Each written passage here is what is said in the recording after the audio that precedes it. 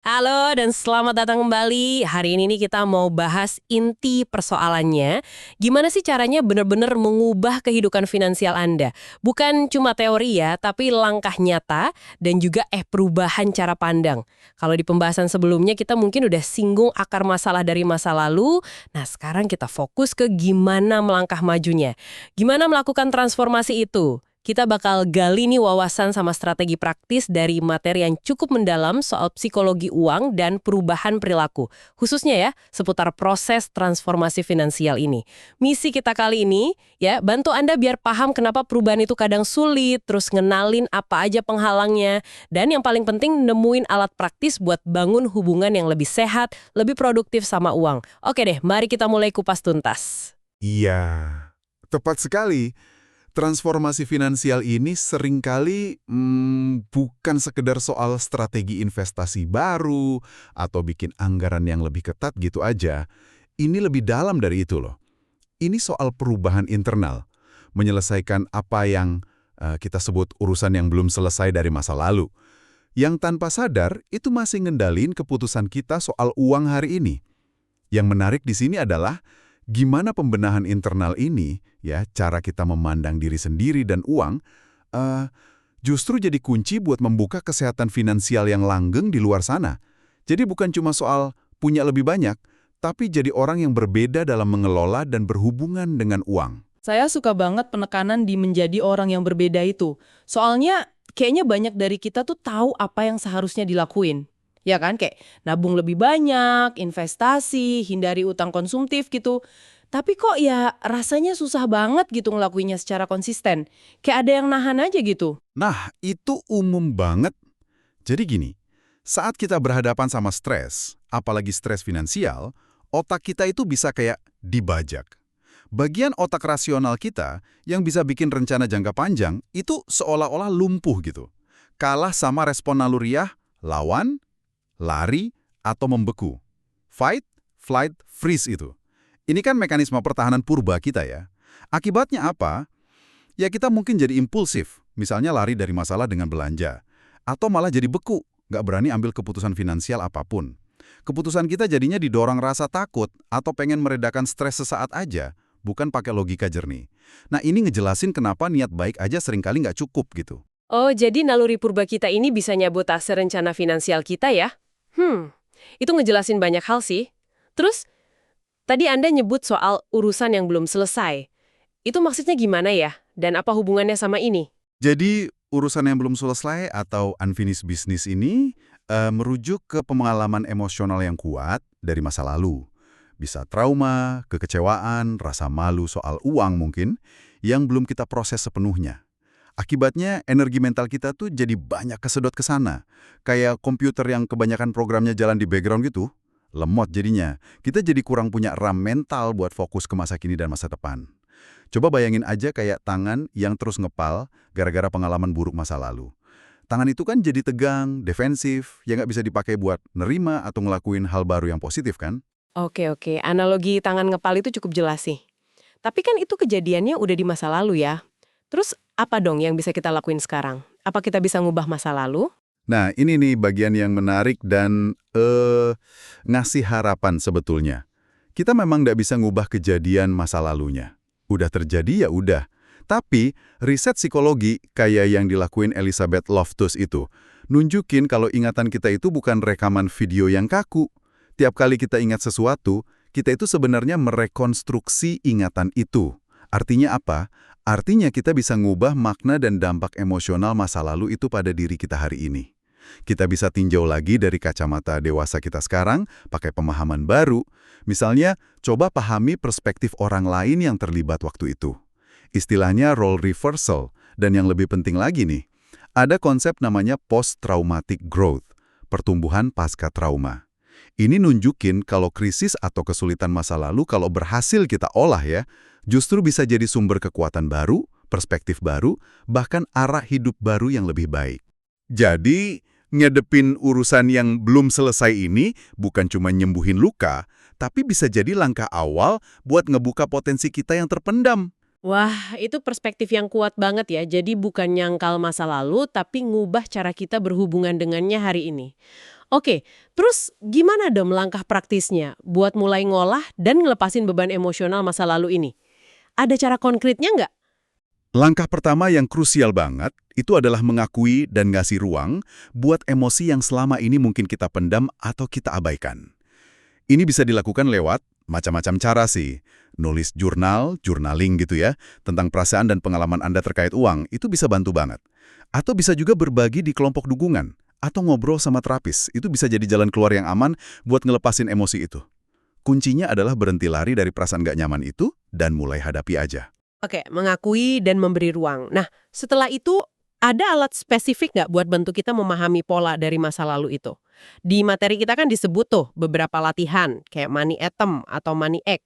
Itu penting nggak sih buat dilakuin? Latihan kayak Money Atom atau Money Egg itu memang dirancang buat itu, buat ngebantu kita lihat pola. Tujuannya bukan buat kita jadi kejebak lagi di masa lalu ya, tapi buat dapetin insight, dapetin pemahaman tentang gimana sih pengalaman-pengalaman kunci itu ngebentuk yakinan atau skrip uang kita saat ini. Misalnya nih, dengan metain pengalaman positif dan negatif soal uang sepanjang hidup, kayak di Money Atom itu, kita bisa lihat polanya. Oh ternyata tiap kali saya ngerasa nggak berdaya finansial, saya malah cenderung boros buat kompensasi. Nah, ngenalin pola ini itu langkah awal banget buat bisa mubahnya. Anda nggak harus lakuin semua latihan sih, tapi pahami pola dan skrip dari masa lalu itu penting. Oke, jadi tujuannya identifikasi pola sama skrip ya. Nah kalau kita udah mulai sadar nih sama pola lama, terus gimana soal pemicu sehari-hari? Momen-momen pas kita tiba-tiba balik lagi ke kebiasaan lama padahal udah niat berubah. Kayak contohnya Stephanie di materi kita itu kan, yang langsung panik dengar berita krisis, padahal finansialnya dia aman-aman aja. Nah, itu dia pentingnya kita ngenalin pemicu atau triggers. Ini bisa macam-macam, bisa orang, tempat, situasi, atau bahkan perasaan tertentu, kayak stres, bosen, atau kesepian gitu. Yang secara otomatis langsung ngaktifin respons atau kebiasaan finansial lama yang pengen kita ubah. Latihan target yang disebut di sumber itu bisa bantu buat metain ini. Coba bayangin lingkaran target ya. Di tengah itu perilaku yang mau diubah, misal belanja impulsif. Lingkaran kedua itu pemicu-pemicunya. Stres pulang kerja, lihat iklan medsos, atau mungkin habis berantem sama pasangan. Nah, lingkaran terluar itu strategi antisipasi Anda. Misalnya, kalau stres, ya jalan kaki dulu deh sebelum buka marketplace. Atau unfollow akun-akun yang bikin mupeng. Atau sepakat ambil jeda dulu kalau diskusi sama pasangan mulai panas. Intinya, ngenalin pemicu itu ngasih kita kesempatan buat milih respons yang beda. Nggak cuma reaktif otomatis saja. Mengantisipasi pemicu ya, bukan sekedar bereaksi. Penting banget itu. Nah, selain pikiran sama emosi, materi kita juga nekenin soal koneksi pikiran tubuh. Kenapa ini relevan buat ngubah kebiasaan finansial? Wah, relevan banget. Karena seperti yang tadi kita bahas, respons lawan, lari, membeku, itu kan sangat fisik ya. Jantung jadi deg-degan, napas jadi pendek, perut rasanya tegang. Seringkali, tubuh kita itu ngasih sinyal bahaya sebelum pikiran sadar kita nyadar loh.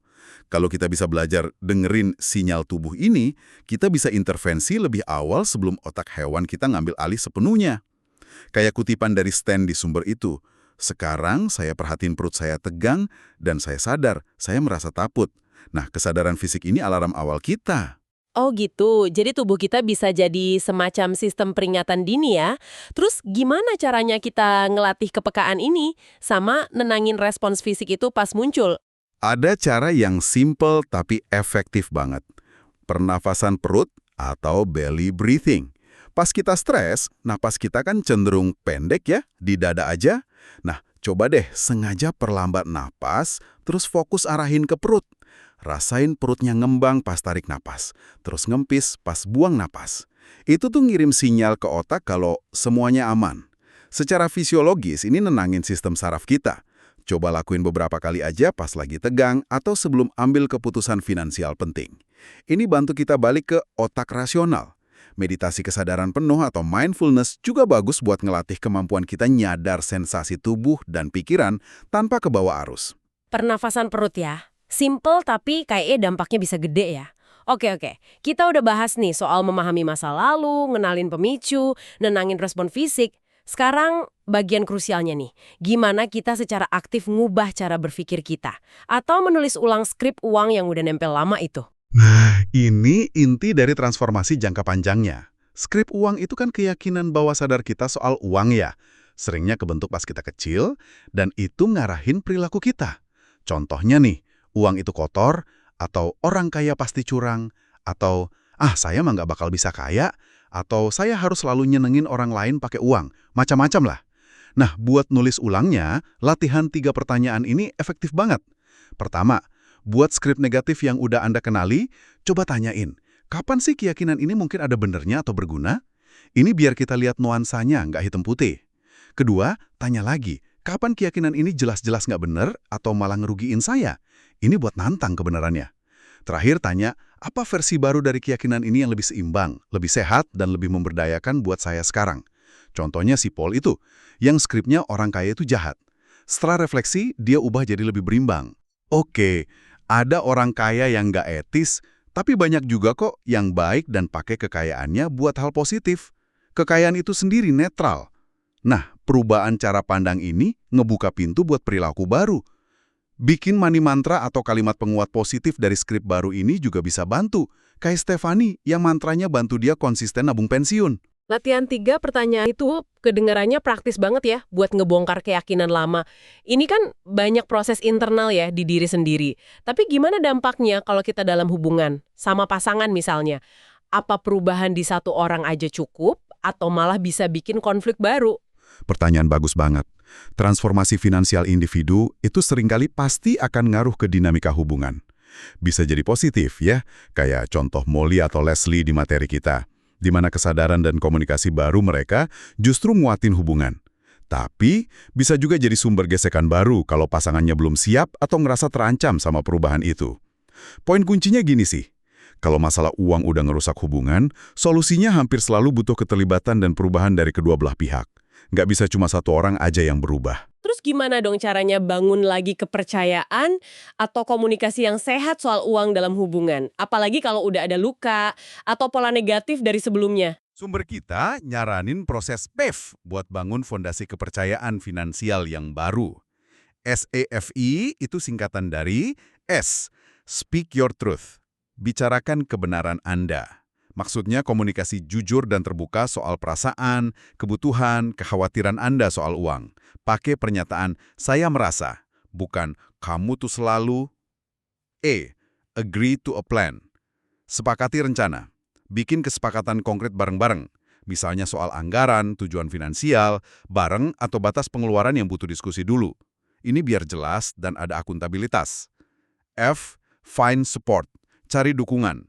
Akui aja kalau mungkin butuh bantuan dari luar. Entah teman yang bijak, penasihat keuangan, atau mungkin terapis pasangan. Apalagi kalau komunikasi udah buntu. Establish emergency response plan. Buat rencana darurat. Sepakati apa yang dilakuin kalau ada kemunduran, pelanggaran kesepakatan, atau konflik memanas. Misalnya, sepakat ambil jeda diskusi dulu. Selain itu, latihan komunikasi terstruktur juga bantu banget. Duduk hadap-hadapan, cek level emosi masing-masing, fokus kebutuhan dan tawaran, dengerin aktif, terus bikin proposal yang jelas. Ini ngubah potensi berantem jadi negosiasi yang lebih sehat. Proses safe sama komunikasi terstruktur itu kayaknya bisa jadi panduan yang berguna banget ya buat pasangan. Tapi kadang kan masalahnya rasanya berat banget atau rumit gitu ya. Sampai rasanya usaha sendiri tuh nggak cukup. Kapan sih sebaiknya kita mikirin buat cari bantuan profesional dari luar, kayak terapis atau perencana keuangan gitu? Ada beberapa tanda sih, kalau Anda ngerasa masalah uang ini udah ganggu banget kualitas hidup. Misalnya, jadi nggak minat sama kegiatan yang dulu disukai, susah tidur atau konsentrasi terus-menerus, jadi gampang banget marah, atau muncul perasaan putus asa yang dalam. Nah, itu mungkin udah waktunya cari bantuan. Kalau mau cari terapis, coba tanya pengalaman mereka nanganin isu finansial secara spesifik. Gimana struktur biayanya, dan yang penting, pastiin Anda ngerasa klik atau nyaman sama orangnya. Buat perencana keuangan, cari yang bersertifikasi ya, misalnya CFP. Tanya juga model kompensasinya gimana, berbasis fee atau komisi. Pastiin Anda paham rencana yang mereka usulkan. Intinya, hubungan sama profesional ini kan dibangun di atas kepercayaan, jadi jangan ragu buat nyari sampai nemu yang paling pas. Oke. Jadi kalau ditarik kesimpulan nih ya, Transformasi finansial yang mendalam itu bukan cuma mimpi, tapi sesuatu yang sangat mungkin dicapai. Kuncinya ada di kemauan kita buat ngelihat ke dalam, ngadepin urusan yang belum selesai dari masa lalu, ngelola emosi sama pemicu di masa kini, terus secara sadar nantang dan nulis ulang skrip-skrip uang yang ngebatasin kita. Dan yang paling penting, ya ambil tindakan nyata yang konsisten sekecil apapun awalnya.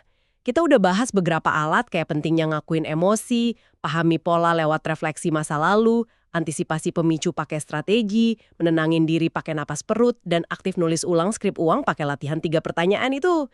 Juga gimana nerapinya dalam hubungan lewat komunikasi dan proses save. Jadi, apa artinya semua ini buat Anda?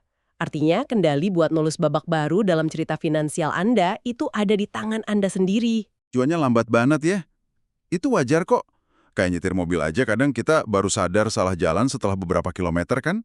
Yang penting bukan sempurna terus, tapi kesadaran buat ngenalin pas kita keluar jalur, dan kemauan buat pelan-pelan ngarahin diri lagi ke tujuan.